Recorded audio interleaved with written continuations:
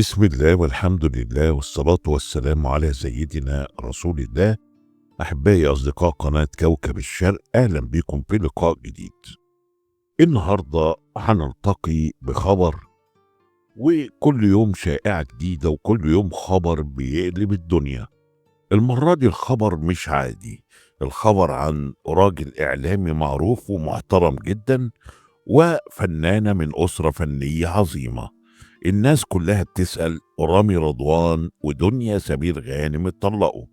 الخبر انتشر زي النار في الهشيم، والمواقع ما صدقت وبدأوا كلهم يكتبوا انفصال رامي رضوان عن دنيا سمير غانم.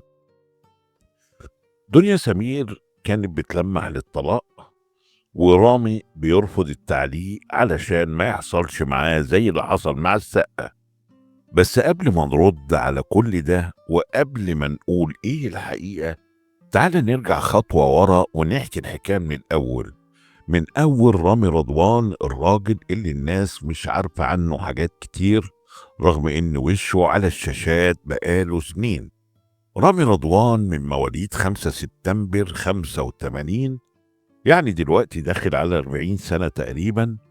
وهو مش إعلامي وبس، ده من عيلة كبيرة جدا في مصر، عيلة عندها فلوس ونفوذ وتقيلة على الساحة. والده هو علاء رضوان، واحد من أكبر وأهم رجال الأعمال في مصر، رئيس رابطة مستوردي اللحوم وعضو في شعبة المواد الغذائية باتحاد الصناعات. يعني الراجل عنده شغل وتاريخ كبير في السوق. وأمه هي السيدة أماني الحداد، واحدة من الشخصيات الاجتماعية المعروفة، وكانت ماسكة رئاسة نادي الروتري في مصر الجديدة. ونادي الروتري مش لأي حد على فكرة، ده نادي للنخبة، للي عندهم حضور ووزن. رامي رضوان دخل الجامعة الأمريكية وتخرج سنة 2006، ومن نفس السنة دخل الإعلام من أوسع أبوابه. بدأ من قناة OTV وقدم فيها برامج وتقارير متنوعة، وبعدين اتقل لأون TV، وهنا عمل برنامج اقتصادي اسمه اقتصاد اون تايم، وكان بيشرح الاقتصاد للناس بلغة بسيطة، وده خلى ناس كتيرة تحترمه وتحبه. مش بس كده، عمل بعده برنامج اسمه اون تيوب، والبرنامج ده كان بيرصد كل حاجة بتحصل على السوشيال ميديا من فيديوهات وآراء وترندات، وكان أول برنامج من النوع ده في مصر والوطن العربي. وبعدها قدم برنامج صباح أون وقعد فيه لحد 2015، ومن بعد 2015 راح لقناة اسمها التن وعمل فيها برنامج اسمه البيت بيتك. وبعدين راح لقناة DMC وعمل برنامج 8 الصبح، وبعدها برنامج مساء DMC اللي استمر فيه لحد سنة 2023 تقريبا. يعني الراجل مش جاي من فراغ، شو اشتغل على نفسه وبنى اسمه خطوة خطوة. حتى لو هو من عيلة غنية، عمره ما اتكلم عن كده ولا استغل الموضوع ده. في سنة 2013 حصلت الحكاية اللي هزت قلوب كتير، قصة حب من رامي رضوان ودنيا سمير غانم. رامي قال في لقاء قديم إن البداية كانت عن طريق صديق مشترك، وكان كل شوية يقول له يلا نخرج، تعالى قابلنا، لحد ما خرج مرة وكانت الدنيا معاهم، شافها لأول مرة.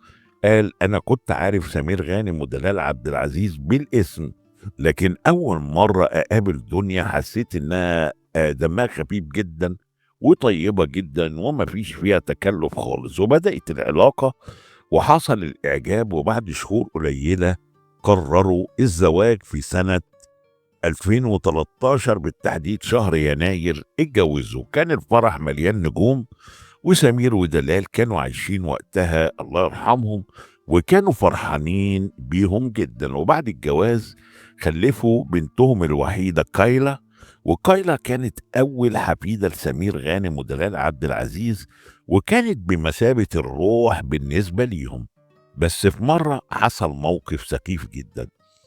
كايلا اتعرضت للتنمر على شكلها بعد ما رامي نشر صورة ليها، ووقتها رامي طلع وقال بمنتهى الاحترام: أنا مش هرد على قلة الأدب، دي بنتي، وفي نظري أنا ومراتي زي القمر، ومش هدي أهمية لأي كلام فاضي. والكلام ده كان الناس كلها وقفت تحييه عليه، لأنه كان راقي في الرد جدا، وما استخدمش ألفاظ ولا دخل في مهاترات.